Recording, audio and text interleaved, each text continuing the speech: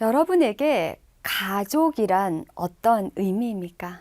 만약 여러분에게 가족이 뭐라고 생각하냐고 질문을 한다면 여러분은 대답을 어떻게 하시겠습니까? 제가 여러 사람들에게 가족을 어떻게 생각하냐고 질문을 해봤더니 많은 사람들의 대답에 공통점이 있었습니다. 예를 들면 한 울타리 또는 한 지붕, 한 식구, 한 솥밥 이런 말들이 공통적으로 나왔습니다. 그것은 아마도 가족이 하나로서 연결된 그 연결성을 공통적으로 강조한 것 같습니다.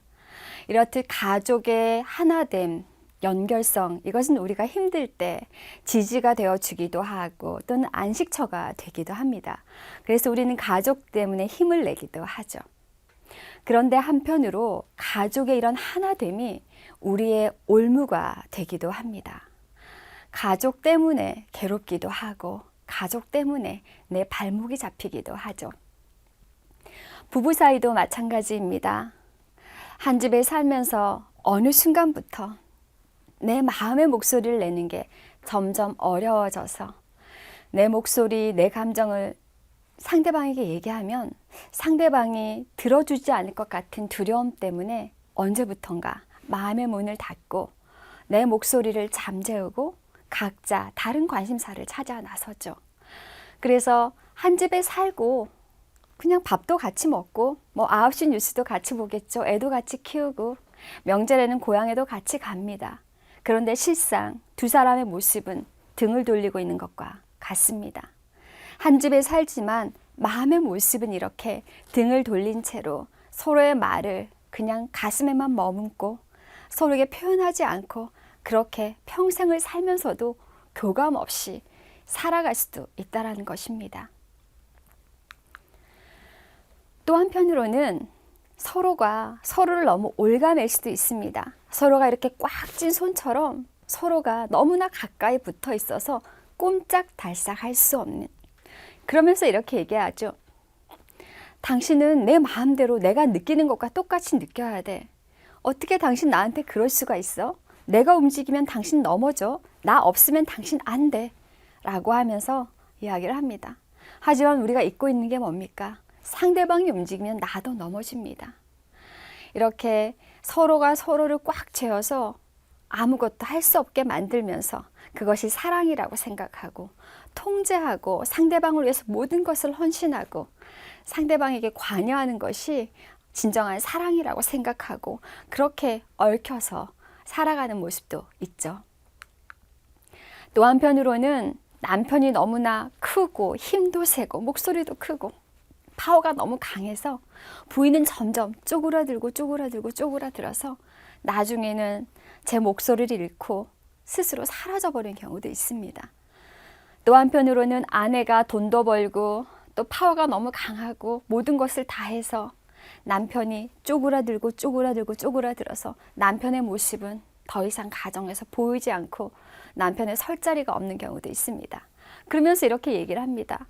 돈도 내가 벌고 애들 먹는 거 학교 가는 거 내가 다 챙겨야 해. 당신은 아무짝에 도움이 안 돼. 이렇게 이야기를 하기도 하죠. 또 한편으로는 아이가 너무나 비중이 큰 겁니다. 아이 하나 때문에 온 가족이 희생을 합니다. 그 아이의 스케줄에 맞춰서 모든 가족이 움직이고 아이 하나가 할머니, 할아버지, 엄마, 아빠 합친 것보다 목소리가 더 크고 영향이 더 크고 가족을 좌지우지합니다. 이렇게 우리가 살아갈 수가 있는 거죠. 다른 사람 뒤에 숨어서 자기 인생을 그냥 살아가는 거죠. 제가 아는 권사님을 오랜만에 만나서 제가 물어봤습니다. 권사님 요즘 어떻게 지내세요? 그랬더니 이 권사님이 아유 이번에 우리 남편이 승진했잖아 그러시는 거예요. 그래서 아유 잘 됐네요. 축하드립니다. 그래서 권사님 어떻게 지내세요? 라고 질문을 했더니 이 권사님이 또 우리 아들 이번에 그 대학에 합격했잖아 그러시는 거예요. 그래서 아유 정말 축하드립니다. 그래서 권사님은 어떻게 지내세요? 라고 했더니 상당히 당황하시면서 대답을 하지 못하시더라고요. 어쩌면 이분은 자기의 삶을 살지 못하고 남편의 삶 또는 아들의 삶 뒤에 숨어서 자기의 삶을 그렇게 피하고 있었던 건지도 모르겠습니다. 결국 우리가 성장하는 것, 치유가 되는 것, 회복이 일어나는 것은 내가 나의 두 발로 쓰고 다른 사람을 움켜쥐고 있던 손을 펴서 펼쳐주는 것, 이것이 시작이 아닐까 생각을 합니다.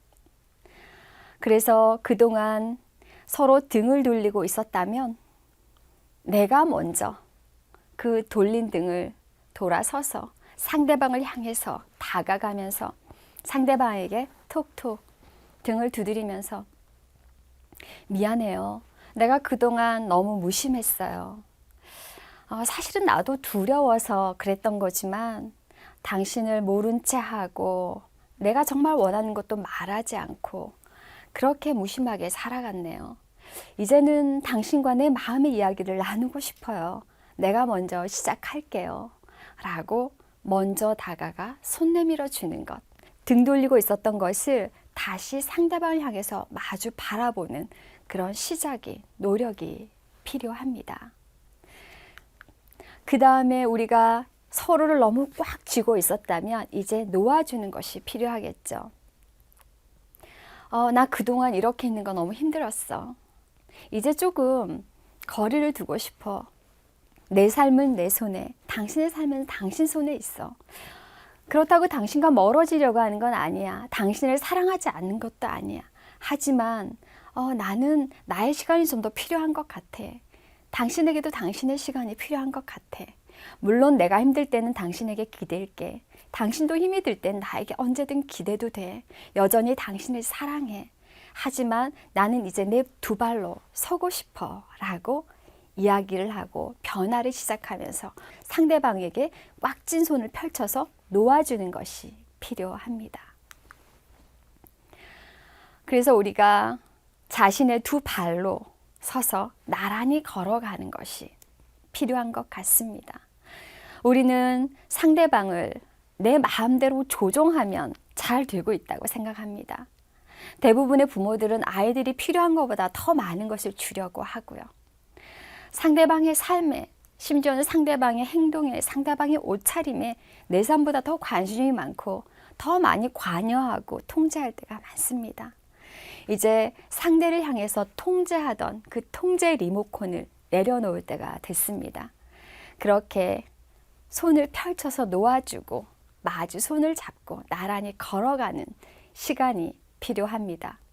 어느 팝송의 가사처럼 상대방을 있는 그대로 받아들이고 사랑하는 것이 진정한 변화와 회복의 시작이라고 생각을 합니다. 여러분, 그렇게 있는 그대로를 서로 사랑하는 시간이 됐으면 좋겠습니다. 네, 다음 시간에 또 만나도록 하죠.